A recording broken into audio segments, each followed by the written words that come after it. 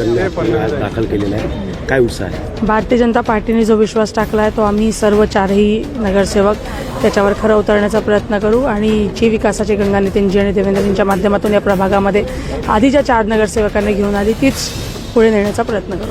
कामं भरपूर झाले आहे असा दावा केला जातो.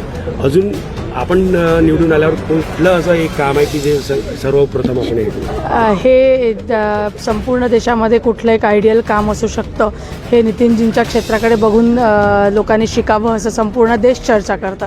सो नितीनजींचं विजन आहे, देवेंद्रजींचं त्याचं इम्प्लिमेंटेशन आहे आणि आमच्या आधीच्या नगरसेवकांनी इन्फ्रास्ट्रक्चरची बरीच कामं या पूर्ण विभागामध्ये केलेली आहे आणि तीच कामं पूर्णत्वास नेण्याचं आम्ही सर्वप्रथम काम करू. ड्रेनेज सिस्टीमचे कामं असतील, डिजिटल लायब्ररी असतील, आरोग्य सेवा केंद्र असतील आणि विरंगुळा केंद्रासारख्या या सगळ्या गोष्टींवर आम्ही प्रामुख्यानं 4 नगरसेवक म्हणून काम करणार आहोत. आपण युवा एक कार्यकर्ता आहात, इलेक्शन लढतायत, निवडून येणार, परंतु समोर युवांना काय मेसेज आहे?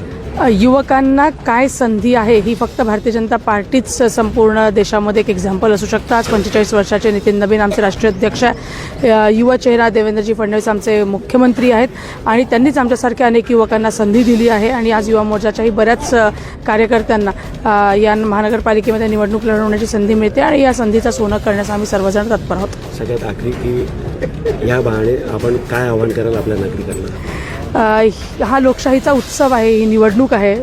ज्या प्रकारे विधानसभेत आणि लोकसभेमध्ये आपण आपल्या कर्तव्याचं निर्वहन केलेलं आहे, याही निवडणुकीमध्ये आपण सर्वांनी स्वतः आणि स्वतःसोबतचे 5 मित्र, स्वतःसोबतचे 5 लोक, नातेवाईक, मित्र, परिवार जे पण असेल 5 लोकांचं वोटिंग व्हायलाच पाहिजे याचा प्रयत्न आपण सर्वांनी करा. आपण वोट करू तर आपण आपलं भविष्य सुरक्षित करत आहोत.